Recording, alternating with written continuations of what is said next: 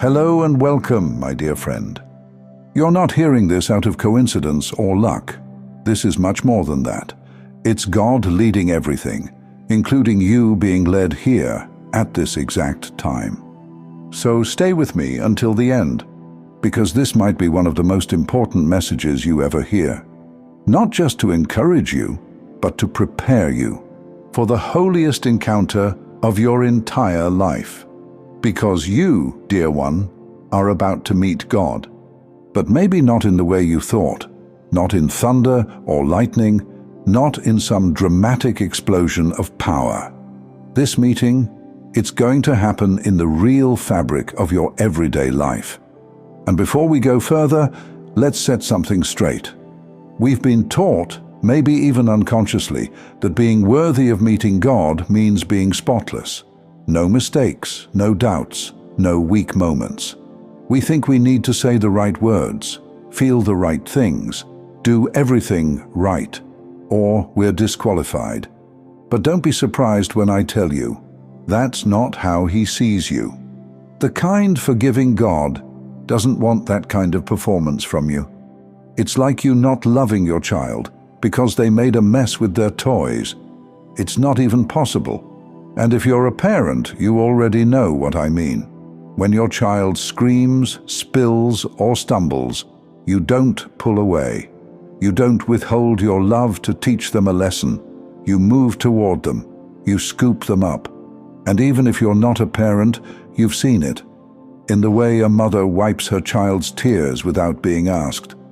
In the way a father instinctively reaches out to steady their steps. That's what love looks like. So why is it so hard for some of us to believe that God, who is infinitely more kind than anyone, feels that way about us? Why do we assume that our sadness, our doubts, our failures push Him away? Dear one, He is not repelled by our mess. He is drawn to our honesty. He's not waiting for you to get it all right before He shows up.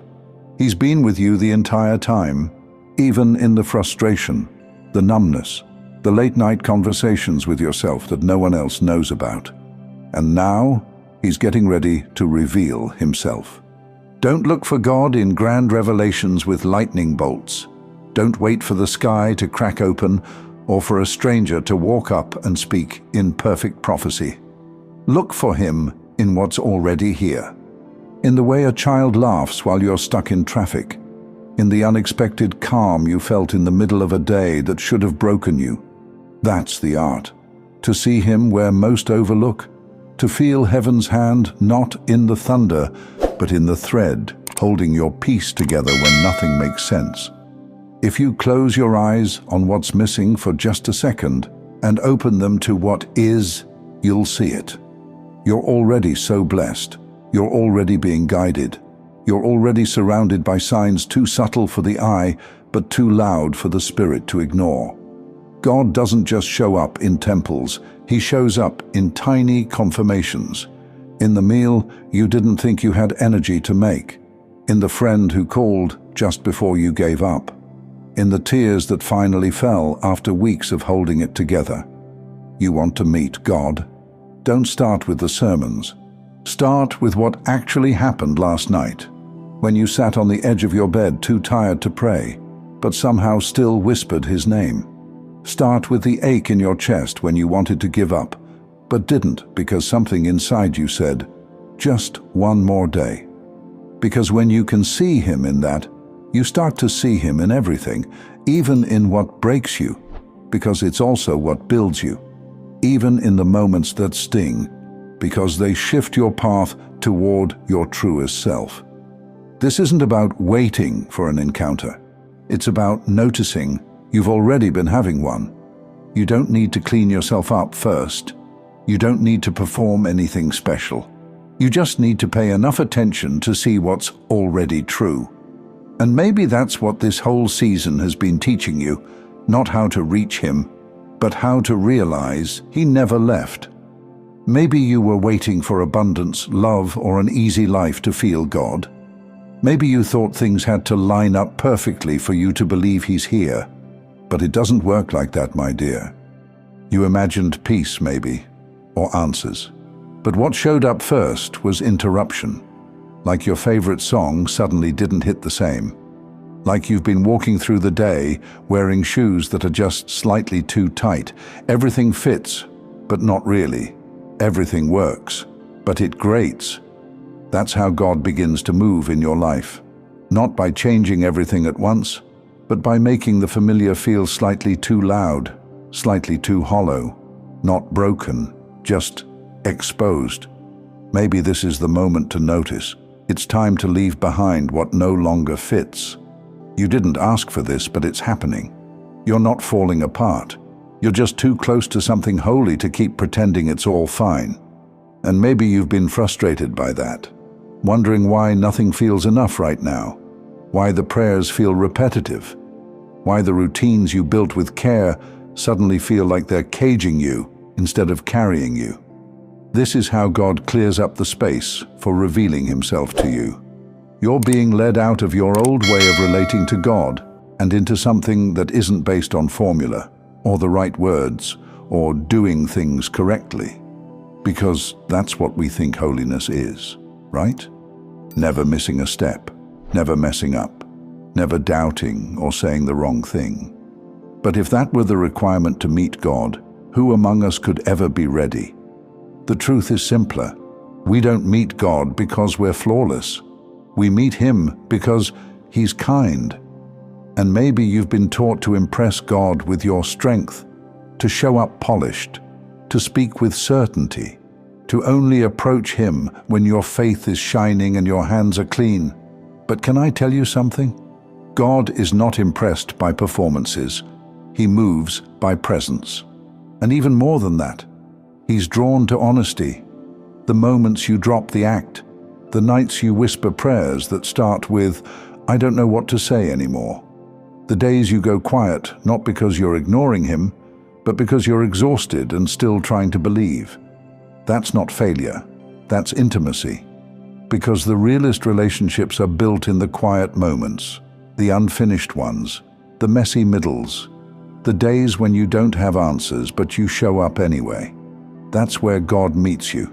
Not when you've mastered the process, but when you finally let go of trying to deserve him. Do you really believe he'd stop walking with you just because you had a breakdown? Just because you've been frustrated? Just because you felt nothing when you prayed yesterday? Please, don't confuse spiritual sensitivity with instability. You're not spiraling. You're not too emotional. You're just waking up to what's real. You've been given more discernment than you're used to, and that's why everything feels a little too loud lately. You're overwhelmed because what's coming is weighty, because God is pulling something closer to you that will change the way you see everything. And you're not going to meet him through some perfect ritual. You're going to meet him in the middle of your real life, on the day you oversleep, on the day you forget the words, on the day your chest tightens with uncertainty. He shows up then, not to test you, to reveal himself, in ways you've longed for but never had language for. And I want you to remember this. When God gets close, you don't always feel safe at first. Because when he draws near, you feel every crack. You notice every mask. You see things in yourself you didn't want to face. Not to shame you, to free you. This is what holy feels like when it's real. It shakes you before it soothes you. So if you've been feeling like you're unraveling a little, if it's been hard to concentrate, if it feels like your words get caught in your chest and you can't explain what's happening to the people around you, this is it. This is the space where he steps in. He's not waiting for you to level up. He's not asking you to become someone else. He's not pacing back and forth, wondering if you're good enough yet. He's been walking with you this whole time, quietly, gently, through every failed attempt to get it right. And now, finally, he's preparing to let you feel him, not just believe in him, not in a church service, not in someone else's voice, but in the way your breath slows when you stop running from yourself. In the way you face life, its softness and harshness all together. That's what a divine encounter looks like sometimes. No flash, no spotlight, just truth. And once you've touched it, even once, you won't go back to pretending again. So don't shrink. Don't downplay what you're sensing.